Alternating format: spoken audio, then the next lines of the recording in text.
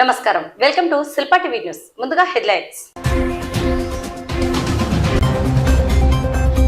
ఈవీఎంల strong rooms వద్ద మూడంచెల భద్రత ఏర్పాటు.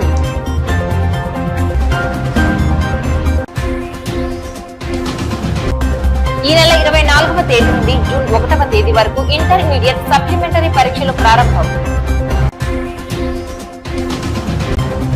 శిల్పా రామచంద్ర కిషోర్ రెడ్డి గెలుపు కోసం ప్రత్యేక ప్రార్థనలు. నంద్యాల పట్టణంలో వాసవి ఇంటర్నేషనల్ క్లబ్ జోన్ 2 సమావేశం.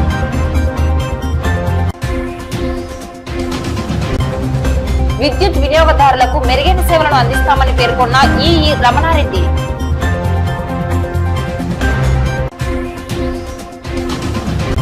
ఈ నెల 21వ తేదీ నుండి 3 రోజుల పాటుగా ఘనంగా శ్రీ మద్దిరెడ్డి లక్ష్మీ నరసింహస్వామి ఆలయంలో ఉత్సవాలు ప్రారంభం.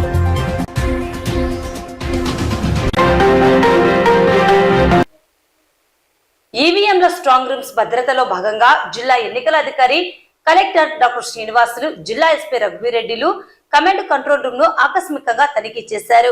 సోమవారం పాణ్యం మండలం నెరవాడ గ్రామం సమీపంలోని ఆర్జీఎం, శాంతరం ఇంజనీరింగ్, ఫార్మసీ కాలేజీల్లో ఏర్పాటు చేసిన స్ట్రాంగ్ రూమ్లలో భద్రపరిచిన ఈవీఎంల పర్యవేక్షణ నిమిత్తం ఏర్పాటు చేసిన కమాండ్ కంట్రోల్ రూమ్ ను పరిశీలించారు. ఈవీఎంల స్ట్రాంగ్ రూమ్స్ వద్ద మూడంచెల భద్రత ఏర్పాటు చేయడం జరిగిందని జిల్లా ఎన్నికల అధికారి కలెక్టర్ డాక్టర్ శ్రీనివాసులు, జిల్లా ఎస్పీ రఘువీరెడ్డిలు పేర్కొన్నారు. ఈ సందర్భంగా వారు మాట్లాడుతూ ఈవీఎంలను భద్రపరిచిన ఇంజనీరింగ్ కళాశాలల వద్ద కేంద్ర బలగాలు, ఆర్మ్డ్ రిజర్వ్, సివిల్ పోలీసులతో మూడంచెల భద్రత ఏర్పాటు చేశామన్నారు. భద్రతా సిబ్బందిగా ఉన్న ప్రతి ఒక్కరూ వెపన్ లేదా లాఠీలతో పర్యవేక్షిస్తూ ఉండాలన్నారు. పార్లమెంట్, అసెంబ్లీ నియోజకవర్గాల స్ట్రాంగ్ రూమ్ల డోర్లకు అదనపు భద్రతా నిమిత్తం ఐరన్ గ్రిల్ ఏర్పాటు చేయడం జరిగిందన్నారు. కమాండ్ కంట్రోల్ రూమ్ పర్యవేక్షణ నిమిత్తం వచ్చే అభ్యర్థులు లేదా రాజకీయ పార్టీల ప్రతినిధులు ప్రతి ఒక్కరూ సంబంధిత రిటర్నింగ్ అధికారి గుర్తింపు కార్డుతో పాటు వ్యక్తిగత ధృవీకరణ కార్డులను కూడా చెక్ చేసి అనుమతించాలని పోలీస్ బందోబస్తు సిబ్బందిని ఆదేశించారు. అంతేకాకుండా కళాశాలలకు వెళ్లే మార్గాల్లో వాహనాలను కూడా తనిఖీ చేయాలన్నారు. వచ్చే వ్యక్తుల వివరాలను రిజిస్టర్లో నమోదు చేయాలన్నారు. ఈవీఎంల భద్రత నిమిత్తం డిఎస్పీలు, సిఐలు, ఎస్ఐలు నిరంతరం పర్యవేక్షించే విధంగా చర్యలు చేపట్టామన్నారు. విధుల్లో అలసత్వం లేకుండా పహారా ఉండడంతో పాటు విశ్రాంతిలో ఉన్న సిబ్బంది కూడా ఆయా పరిసర ప్రాంతాల్లోనే అందుబాటులో ఉండాలని కలెక్టర్, ఎస్పీలు ఆదేశించారు.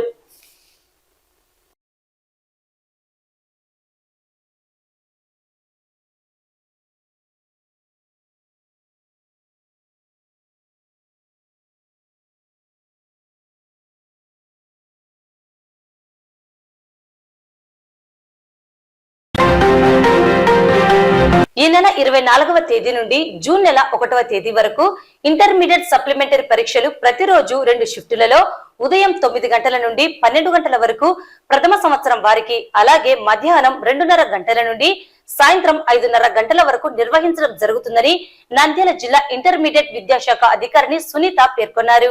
ఈ సందర్భంగా డివిఈఓ సునీత మాట్లాడుతూ ఇంటర్మీడియట్ సప్లిమెంటరీ పరీక్షలు ఈ నెల 24వ తేదీ నుండి జూన్ నెల 1వ తేదీ వరకు నిర్వహించడం జరుగుతుందని తెలిపారు. విద్యార్థులు ఆయా కళాశాలలో హాల్ టికెట్లను పొందవచ్చని, పరీక్ష కేంద్రాన్ని ముందు రోజే గుర్తించి పరీక్షకు అర్ధగంట ముందుగా చేరుకోవాలని కోరారు. పరీక్షలు 2 షిఫ్టులలో నిర్వహించడం జరుగుతుందని, పరీక్షలకు అన్ని ఏర్పాట్లను సిద్ధం చేస్తామని తెలిపారు. కేంద్రాలను సిద్ధం చేశాము. అన్ని పరీక్షా కేంద్రాల్లో కూడా వీటికి సంబంధించి ఆన్లైన్ స్ట్రీమింగ్, అదేవిధంగానే దానికి సంబంధించినటువంటి సిఓసి, డిఓసి అన్నీ కూడా మేమందరూ కూడా రెడీ చేసుకున్నాము. అన్ని ఏర్పాట్లు కూడా అన్నీ కూడా రెడీ అయిపోయినాయి.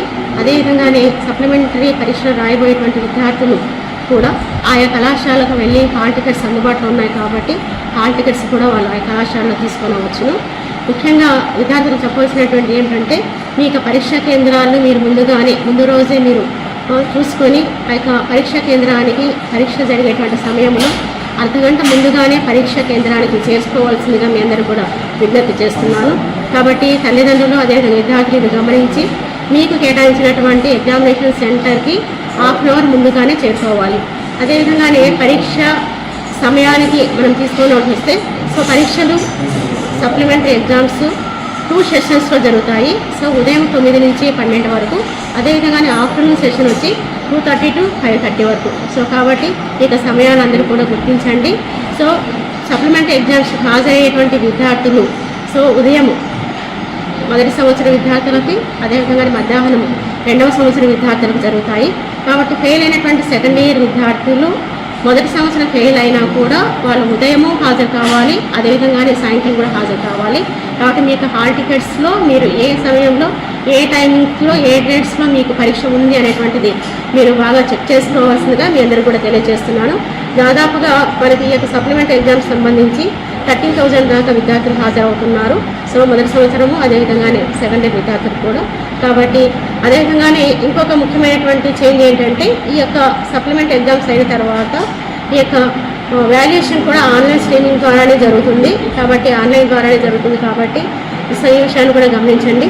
ముఖ్యమైనటువంటి విషయం ఏంటంటే, మనకి సెకండ్ ఇయర్కి సప్లిమెంట్ ఎగ్జామినేషన్ ఫీజు ఈరోజు తత్కాల్ స్కీమ్ కింద ఈరోజు ఒక్కరోజు మాత్రం అవకాశం ఇచ్చారు. కాబట్టి దయచేసి విద్యార్థులు ఎవరన్నా కూడా మిస్ అయ్యి ఉన్నటువంటి విద్యార్థులు ఉన్నట్లయితే మీరు తప్పకుండా మీరు మీ పరీక్షా కేంద్రానికి వెళ్ళి ఈరోజు ఈవినింగ్ 5 లోపల తత్కాల్ స్కీమ్ కింద ఆ యొక్క ఎగ్జామినేషన్ ఫీజు కట్టడానికి అవకాశం ఉంది. కాబట్టి ఈ విషయం మీకు తెలియజేస్తున్నాను. కాబట్టి కళాశాల ప్రిన్సిపాల్స్ కూడా తమ యొక్క విద్యార్థులకి ఎవరైనా కూడా తమ కళాశాలకు వచ్చి, అంటే ఎగ్జామినేషన్ ఫీ అయిన తర్వాత వచ్చేటువంటి విద్యార్థులు ఎవరైనా వెనక్కిపోయి ఉన్నట్లయితే అటువంటి విద్యార్థులకు దయచేసి ఫోన్ చేయండి.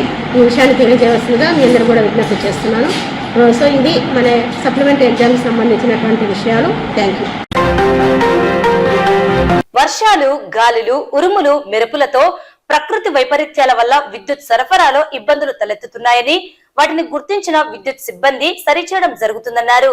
విద్యుత్ సరఫరాలో జరుగుతున్న అంతరాయాన్ని తెలియజేస్తూ విద్యుత్ వినియోగదారులకు మరింత మెరుగైన సేవలను అందించేందుకు కృషి చేస్తామని ఈఈ రమణారెడ్డి తెలిపారు. ఈ సందర్భంగా ఈఈ రమణారెడ్డి మాట్లాడుతూ ప్రకృతి వైపరీత్యాల వల్ల విద్యుత్ సరఫరాలో అంతరాయం కలుగుతున్నదని, సమస్యను గుర్తించి పరిష్కరించేందుకు విద్యుత్ సిబ్బంది కృషి చేస్తున్నారని తెలిపారు.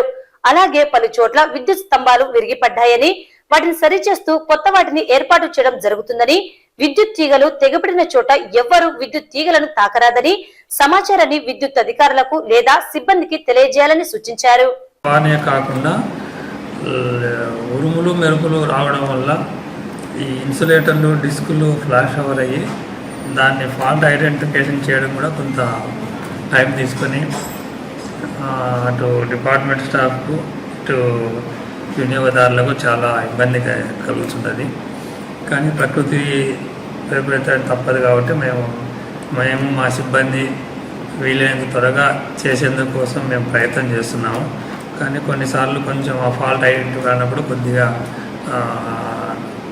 డిలే జరిగి వినియోగదారులకు కొంత ఇబ్బంది కలిగిన మాట వాస్తవమే.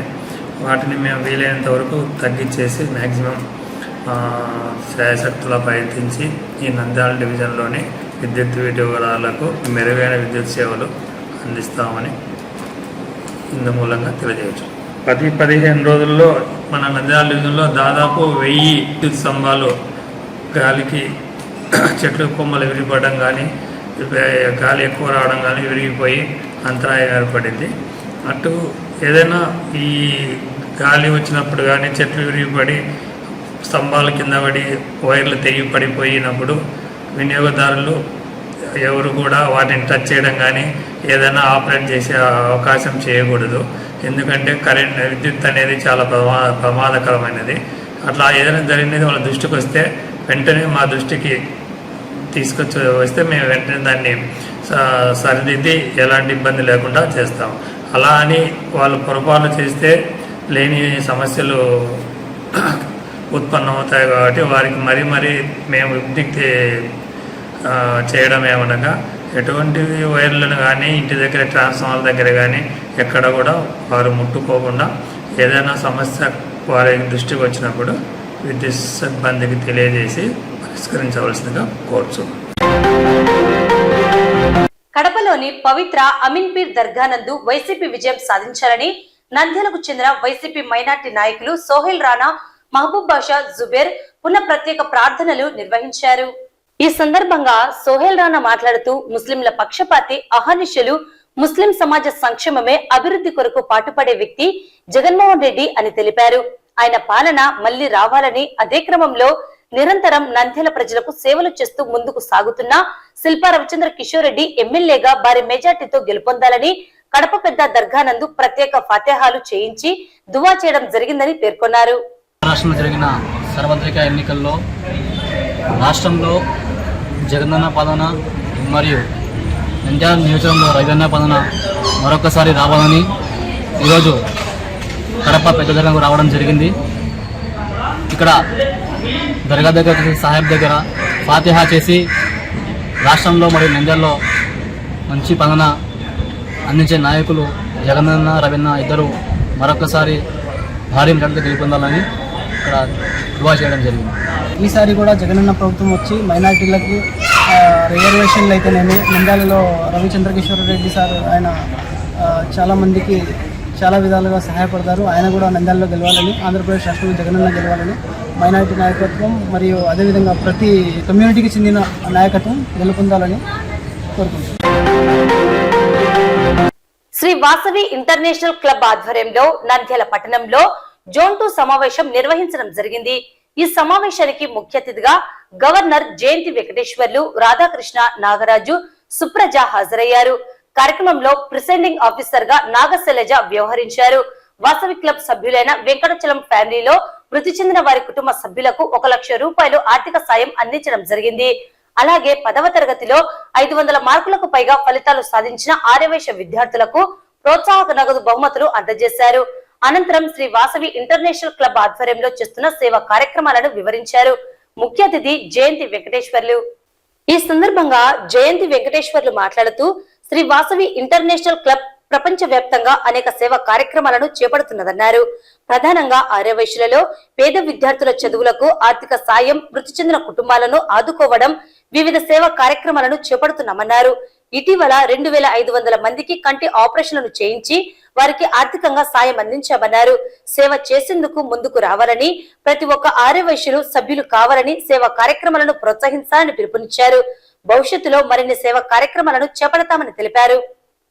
నేషనల్ వాసవి క్లబ్ అంటే భారతదేశంలో కాకుండా ఇతర దేశాల్లో కూడా ఒక కమ్యూనిటీగా, అంటే ఆర్యవైశ్యులు ఎక్కడైతే ఉన్నారో రాష్ట్ర వ్యాప్తంగా, దేశవ్యాప్తంగా, ప్రపంచవ్యాప్తంగా కూడా ఎక్కడెక్కడ ఉన్నారో వాళ్ళందరినీ ఒక ఏకతాటిగా తీసుకొని వచ్చి మానవ సేవే మాధవ సేవ అన్నట్ల ఆర్యవైశ్యుల్లో ఎవరైతే పేద విద్యార్థులు కానీ, పేదలు కానీ, ఎవరైనా వెనుకబడినటువంటి వాళ్ళు ఉంటే కూడా అటువంటి వాళ్ళని డెవలప్మెంట్ చేసేదానికే క్లబ్ యొక్క ముఖ్య ఉద్దేశం. అంటే పేద పిల్లలు చదువుకునేదానికి అమౌంట్ లేకపోతే వాళ్ళకు స్కాలర్షిప్ ద్వారా ఇచ్చి చదివించడం, మరి వారికి అలాగే నోట్బుక్లు కూడా ఇవ్వడం, మరియు ఇతరులకు కూడా అనేక రకరకాలుగా సహాయ సహకారాలు ఏమంటే కుంటి, చెవిటి, అలాగే వికలాంగులు ఉన్నటువంటి వాళ్ళకు బండ్లు ఇవ్వడం, చెవిటి వాళ్ళకు యంత్రాలు ఇవ్వడం, మరియు అలాగే కంటి ఆపరేషన్లు అనేది బ్రహ్మాండంగా చేపించడం జరుగుతున్నది. అలాగే మొన్ననే కడపలో చేశాము. దాదాపుగా 2500 మందికి మేము చేయడం జరిగింది తాడిపత్రిలో. మరియు అలాగే ఆపరేషన్ అంటే ఓన్లీ ఒక ఆపరేషన్ చేయడం కాదు, మేము వాళ్ళ కంటిలో శుక్లాలు ఉన్నాయని తెలిసిన వెంటనే అక్కడి నుంచి కూడా వారికి మందు సదుపాయం ఏర్పాటు చేస్తూ వారికి ఆపరేషన్ చేసి వారి ఇంటి ఖర్చుకు కూడా 2500 రూపాయలు కూడా ఇచ్చి కంటి అద్దాలతో సహా ఇచ్చి పంపడం అది వాసవి క్లబ్ యొక్క మెయిన్ ఉద్దేశం. మరియు అలాగే దినదిన అభివృద్ధిగా ఈరోజు ఇంటర్నేషనల్ క్లబ్లో 1,00,000 క్లబ్లు ఏర్పాటు జరగడం జరిగింది. మరి ఈ 1,00,000 క్లబ్బుల్లో వాసవి క్లబ్లో కానీ ఎవరైతే మెంబర్గా ఉంటారో ఈ మెంబరు విదేశాల్లో కానీ, రాష్ట్రంలో కానీ, దేశంలో కానీ ఎక్కడైనా పోయి వారికి ఏదన్నా కానీ ఇబ్బందులు ఉన్నాయంటే మన వాసవి క్లబ్లో ఒక నెంబర్ కొడితే వారు వచ్చి మనకు ఆపదకరాలు ఉన్నటువంటి వారిని ఆదుకోవడం ఆ క్లబ్ యొక్క ముఖ్య ఉద్దేశం. మరియు అలాగే ఈనాడు కూడా వాసవి క్లబ్ అంటే మొత్తం కుటుంబ సభ్యులు, ఎక్కడ కూడా చిన్న పెద్ద అనేది ఎక్కడ కూడా తేడా అనేది ఉండదు. ఆ కుటుంబంలో ఎవరైనా కానీ మరణిస్తే వారికి 1,00,000 రూపాయలు ఎక్స్గ్రేషన్ కింద వాసవి క్లబ్ ద్వారా అందజేస్తాం. అది వాళ్ళు నెంబర్ అయి ఉండి మా దాంట్లో స్కీమ్లో ఉంటే మాత్రం తప్పకుండా వాళ్ళకి ఇస్తాం. అట్లా ఉదాహరణకు ఇప్పుడు ఈరోజు నంద్యాల టౌన్లోనే ఇవ్వడం జరుగుతున్నది. మరియు అలాగే రకరకాలుగా అంటే కేవలం సేవా కార్యక్రమాలు మాత్రమే. ఈ సేవా కార్యక్రమాలు ఎందుకు చేస్తున్నామంటే మనం డబ్బు ఎంత సంపాదించినామనేది కాదు, మన యొక్క ముఖ్య ఉద్దేశం మనం ప్రజలకు ఏం సేవ చేశామనేది కావాలనే ఉద్దేశానికే ఈనాడు వాసవి ఇంటర్నేషనల్ వాసవి క్లబ్ అని చెప్పి పెట్టడం జరిగింది. మరి ఈ ఇంటర్నేషనల్ వాసవి క్లబ్లో నా దగ్గర 100 కోట్లు ఉండొచ్చు, ఇంకోటి దగ్గర 10 కోట్లు ఉండొచ్చు, 5 కోట్లు ఉండొచ్చు, 1,00,000 రూపాయలు ఉండొచ్చు. అది ముఖ్యం కాదు. మనం మరణించినప్పుడు మన దగ్గర ఎంతమంది వస్తున్నారు, ఎంతమంది మనకు జోహార్ పలుకుతున్నారో అది ఒక ప్రఖ్యాతత. ఎందుకంటే మన దగ్గర 100 కోట్లు ఉంటే కూడా ఎవరు జయంతి వెంకటేశ్వర అని అనొచ్చు, కానీ మనకి శ్రేయోభిలాసులుగా అందరు పలకరింపులు మంచి చెడ్డలు నడిచినప్పుడే అదే మానవ సేవే మాధవ సేవ అన్నట్ల మన హృదయాన్ని కూడా మంచిగా చేసుకునేదానికి కూడా ఉంటుంది. కాబట్టి ప్రతి ఒక్కరు కూడా సంపాదించిన దాంట్లో 10 పైసల వంతు మీరు సేవా కార్యక్రమాలకు చేయవలసిందిగా మరి నేను ఈ ఆర్యవైశ్యులందరూ కూడా పిలుపునిస్తున్నాను. ఈ ఆర్యవైశ్య సేవలు అంటే ఒక ఆర్యవైశ్యులే కాకుండా అనేక కులాల మతాలకు సంబంధించినటువంటి అందరినీ కలుపుకపోయి ప్రతి ఒక్క బాధలు అంటే మన శక్తివంతన లేకుండా 90% మన కులంలో చేసి 10% ఇతర కులస్తులకు కూడా చదువుకున్నటువంటి పిల్లలు ఎవరన్నా కానీ ఫస్ట్ క్లాస్లో మార్కులు తీసుకొని వచ్చి హై గ్రేడ్లో చదివేదానికి ముందుగానే వస్తే తప్పకుండా ఎంబీబీఎస్ కానీ ఇంజనీరింగ్ కానీ ఇతర పాలిటెక్నికల్ కానీ ఐటీఐ కానీ ఇలాంటి కోర్సులు ఏదైనా చదివితే కూడా క్లబ్ ద్వారా వాళ్ళని చదివించేదానికి కూడా ఫ్రీగా వాళ్ళని దత్తు తీసుకొని చదివించేదానికి కూడా క్లబ్లో ఏర్పాట్లు ఉన్నాయి. మరి ఇవన్నీ కూడా ఉన్నాయి. కాబట్టి ఇక్కడ నంద్యాల పట్టణంలో ఉన్నటువంటి ఆర్యవైశ్య సోదరులందరూ కూడా ఒకటే మేము తెలియజేస్తున్నాం. అయ్యా ప్రతి ఒక్కరు కూడా మెంబర్గా జాయిన్ కాండి. మీరు కూడా ఈ క్లబ్లో ఉన్నటువంటి సూత్రాలన్నీ కూడా నేర్చుకొని మీరు క్రమశిక్షణ ముందర ఏమంటే డబ్బే కాదు, ఇంటర్నేషనల్ వాసవి క్లబ్ అంటే ఒక క్రమశిక్షణ మారు పేరు పొందినటువంటి క్లబ్ ఇది. జోన్ మీట్ సెకండ్ మీట్ జరుగుతుంది. దానికి ముఖ్య అతిథిగా గవర్నర్ గారు జయంతి వెంకటేశ్వర్ గారు హాజరవ్వడం జరిగింది. మరియు ఆర్సి రామకృష్ణ గారు, కేబినెట్ ట్రెజరర్ నాగరాజు గారు, మరియు డైరెక్టర్ సుప్రజ గారు హాజరవ్వడం జరిగింది. అలాగే ఈ కార్యక్రమం ముఖ్య ఉద్దేశము ఫ్యామిలీస్ వెంకటాచలం సభ్యుడు చనిపోయినందుకు గాను వారికి ₹1,00,000 చెక్కుని అందించడానికి ఈ కార్యక్రమం స్టార్ట్ చేయడం జరిగింది.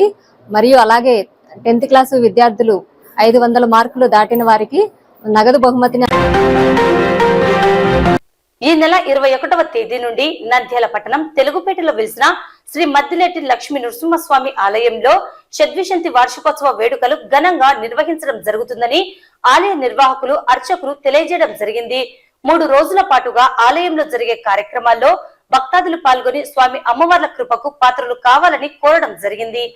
ఈ మేరకు 21వ తేదీ మంగళవారం శ్రీదేవి భూదేవి సమేత శ్రీ గణ మద్దిలేటి లక్ష్మీ నరసింహ స్వామి వారికి సహస్ర కలశాభిషేకం అనంతరం భక్తులకు తీర్థ ప్రసాదాలు అందించడం జరుగుతుంది.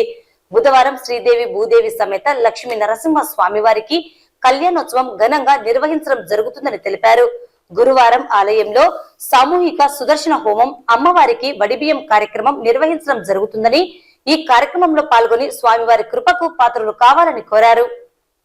శ్రీ మద్దిలేటి లక్ష్మీ నరసింహస్వామి వారి దేవస్థానం నందున ప్రతి సంవత్సరం మాదిరిగానే ఈ సంవత్సరం కూడా వైశాఖ మాసంలో స్వామివారి జయంతిని పురస్కరించుకొని ఆలయంలో వెలిసినటువంటి శ్రీ మద్దిలేటి లక్ష్మీ నరసింహస్వామి వారికి కళ్యాణ మహోత్సవం అత్యంత వైభవపేతంగా నిర్వహించబడడం జరుగుతుంది.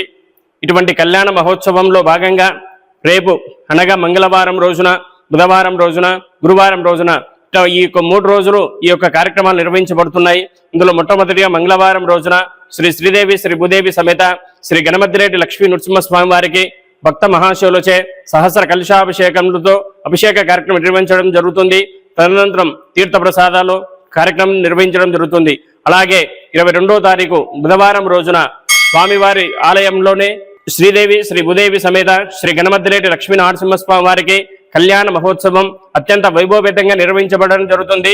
ఇటువంటి కార్యక్రమంలో భక్త మహాశయులు పాల్గొని ఈ యొక్క మద్దిలేటి లక్ష్మీ నరసింహస్వామి వారి సమేత మహాలక్ష్మి అమ్మవారి సంపూర్ణ అనుగ్రహాన్ని పొందాలని కోరుకుంటున్నాము.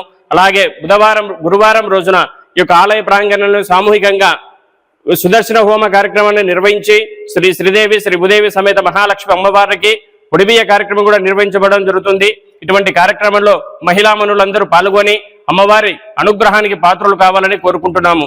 ఈ కార్యక్రమాలన్నీ శ్రీ శ్రీ శ్రీ త్రిదండి చిన్నజీయర్ స్వామి వారి శిష్యులు శ్రీ అందలం నరసింహాచార్యుల వారి ఆధ్వర్యంలో ఈ యొక్క కార్యక్రమాలన్నీ నిర్వహించబడుతున్నాయి. కాబట్టి భక్త మహాశయులందరూ ఈ యొక్క కళ్యాణ మహోత్సవంలో పాల్గొని ఆ యొక్క మద్దిలేటి లక్ష్మీ నరసింహస్వామి వారి అనుగ్రహాన్ని పొందవలసిందిగా కోరుచున్నాము. అలాగే 23వ తారీఖున గ్రహమోత్సవ కార్యక్రమం కూడా నిర్వహించబడుతుంది. కాబట్టి ఇటువంటి కార్యక్రమంలో పాల్గొని శ్రీ మద్దిలేటి లక్ష్మీ నరసింహస్వామి వారికి కృపకు పాత్రలు కావాలని కోరుకుంటున్నాము. జై శ్రీమన్నారాయణ. వార్తలు ముగించే ముందు ముఖ్యాంశాలు మరోసారి. ఈవీఎంల స్ట్రాంగ్ రూమ్స్ వద్ద 3 అంచెల భద్రత ఏర్పాటు.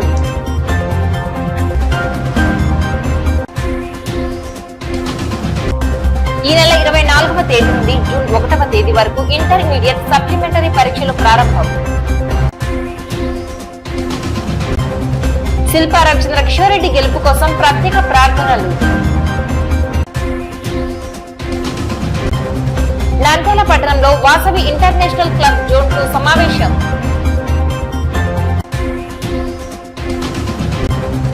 విద్యుత్ వినియోగదారులకు మెరుగైన సేవలను అందిస్తామని పేర్కొన్న ఈఈ రమణారెడ్డి.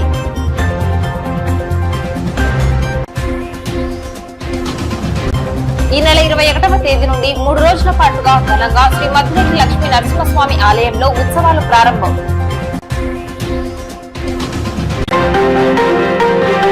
ఈ వార్తలు ఇంతటితో సమాప్తం. నమస్కారం.